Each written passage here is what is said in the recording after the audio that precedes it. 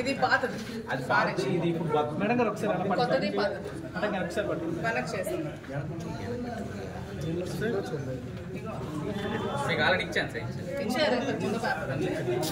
ఉందని చంపిస్తారని బెదిరించి చాలా కంప్లైంట్స్ పెట్టి 2 months బిఫోర్ మేము కంప్లైంట్ ఇవ్వడం జరిగింది. దాని మీద ఎటువంటి యాక్షన్ కానీ ఎఫ్ఐఆర్ కానీ ఫైల్ చేయలేదు. కానీ ఎప్పుడు 2 years బిఫోర్ శ్రీనివాస్ గారు ఏదో జనసేన పవన్ కళ్యాణ్ కోసం మాట్లాడారని చెప్పి దాని మీద కేసు ఫైల్ చేసిన వెంటనే ఎఫ్ఐఆర్ ఫైల్ చేయడం జరిగింది శ్రీనివాస్ గారి మీద. మేము ఇచ్చిన దాని మీద మాత్రం ఇంతవరకు ఎటువంటి రెస్పాన్స్ కూడా లేదండి. అతను ఒక ఎమ్మెల్సీ. సో మాకు ఇంతవరకు మాకు కట్టి మాకు రావాలి కాపీ ఇవ్వాలి కదండి, మాకు కాపీ ఇవ్వాలి కదా. ఎమ్మెల్సీ దువ్వాడ శ్రీనివాస్ గారి మీద గత కొద్ది ఎలక్షన్ ఓడిపోయిన తర్వాత 4-5 నెలల నుంచి కూడా తీవ్రమైన థ్రెటనింగ్ కాల్స్ వస్తున్నాయి. చంపేస్తాం, బెదిరించేస్తామని, మీ ఇంటికి వచ్చి మీ ఇంటి మీద పెట్రోల్ పోస్తామని, మీ మీద యాసిడ్ పోస్తామని చాలా దారుణంగా ట్రోల్స్ చేసి కంప్లైంట్స్ రైజ్ చేసి సోషల్ మీడియాలో పోస్ట్ చేసి కాల్ చేసి బెదిరిస్తున్నారు. వాటి మీద కూడా మన ఎమ్మెల్సీ గారు ఇదివరకే స్టేషన్కి వచ్చి కంప్లైంట్ ఇవ్వడం జరిగింది. కానీ దాని మీద ఏ విధమైన యాక్షన్ తీసుకోలేదు. కానీ మన దువ్వాడ శ్రీనివాస్ గారు 2 years బిఫోర్ జనసేన వాళ్ళ మీద మాట్లాడితే దాని మీద యాక్షన్ తీసుకొని 41 నోటీసులు ఇష్యూ చేశారు. సో మేము కంప్లైంట్ చేస్తుంటే ఏ విధమైన యాక్షన్ తీసుకోవట్లేదు.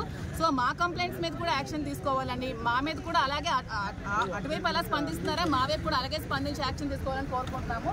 చూడండి, ఎమ్మెల్సీ దువ్వాడ శ్రీనివాస్ గారి మీద ఎలాంటి పోస్టులు పెట్టారంటే ఎప్పుడో 2 years బిఫోర్ చేసిన వాటిని మీరు ఎలా కంప్లైంట్ తీసుకుంటున్నారండి? మరి ఎందుకు తీసుకోవట్లేదు మేము అడుగుతున్నాం. చూడండి, ఆంధ్రప్రదేశ్ జనసేన ఇన్ఛార్జ్ అంట పేరు. చూడండి, పేడాడి రామ్మోహన్ అనే వ్యక్తి అమ్మకి తిట్టి బూతులు తిడుతున్నాడు.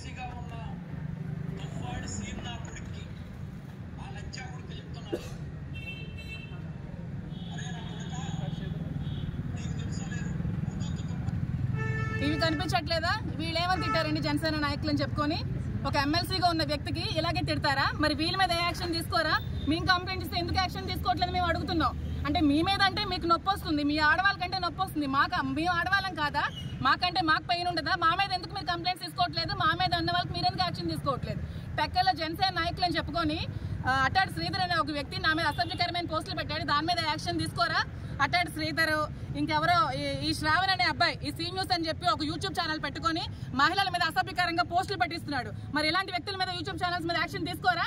అలాగేనా క్వశ్చన్లు అడుగుతారు అమ్మాయిలకి, ఆడపిల్లలకి అలాగే అడిగి ఇంటర్వ్యూలు చేస్తారా? శ్రావణ్, మీకు అడుగుతున్నాను, అదేనా మీ పద్ధతి?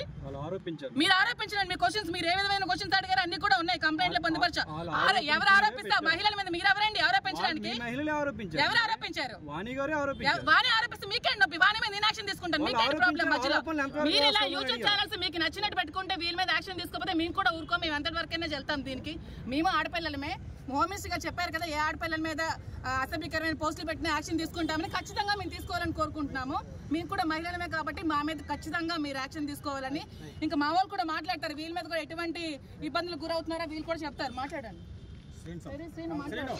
గతంలో దువ్వాడ శ్రీనివాసరావు గారు 4 నెలల క్రితం ఆయనకి థ్రెటనింగ్ కాల్స్ వస్తున్నాయని ఇచ్చిన కంప్లైంట్ మీద ఆ రోజు ఎఫ్ఐఆర్ అయితే వేశారు. కానీ దాని మీద ఎటువంటి చర్యలు తీసుకోలేదు.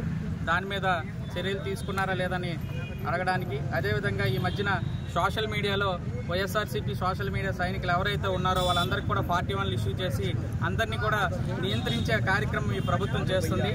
ఎందుకంటే వాళ్ళ అధికారంలోకి వచ్చిన తర్వాత ఏమీ చేయలేక సూపర్ 6 అని సూపర్ మోసాలు అయిపోయినవి ఎక్కడైతే జనం దగ్గరికి ఈ సోషల్ మీడియా ద్వారా ప్రజలకు చేరిపోతుందనే భయంతో మమ్మల్ని నియంత్రించే పనిగా ఈరోజు మా వైఎస్ఆర్సీపీ కార్యకర్తలందరి మీద సోషల్ మీడియా సైనికులందరినీ కూడా ఈరోజు ఇబ్బందులకు గురి చేయాలని ఒక దీంతో ఈ ప్రభుత్వం, కూటమి ప్రభుత్వం చెప్పేదొకటి చేసేదొకటి. Leadership is not a position, it's an action. మీ చేతల్లో చూపించండి. మాటలు చెప్తున్నారు, అసెంబ్లీ సాక్షిగా డిప్యూటీ సీఎం గారిని అడగాలి. ఎందుకంటే ఆయన వల్లే ఈరోజు రాష్ట్రంలో కూటమి ప్రభుత్వం అధికారంలోకి వచ్చింది కాబట్టి ఆయన్ని అడగదలుచుకున్నాం. మీరు ఏవైతే చెప్తున్నారో అవన్నీ చేతల రూపంలో చేయండి. మీ జన సైనికులైతే ఇష్టం వచ్చినట్టు ఏమి అంటే చెప్పడానికి వీళ్ళైన మాటలతో ఈరోజు పోస్టర్లు పెట్టి మా ఎమ్మెల్సీ గారిని ఇబ్బంది పెట్టే ప్రయత్నం చేస్తూ ఉన్నారు. మీరు చేస్తే తప్పు, మీరు చేస్తే ఒప్పు, ఇదే న్యాయం. డిప్యూటీ సీఎం గారిని, హోమ్ మినిస్టర్ గారిని అడుగుతున్నాం, చంద్రబాబు నాయుడు గారిని, మీరు చెప్పేవి ఏదైతే ఈ రాష్ట్రంలో ఏ ఆడపిల్లకి అన్యాయం జరిగినా మేము ఉంటాం, మేము వాళ్ళకి సంరక్షిస్తామని చెప్తున్న మీరు ఈరోజు మా చెక్కల్లో డిఫరెంట్ కల్చర్ నడుస్తుంది.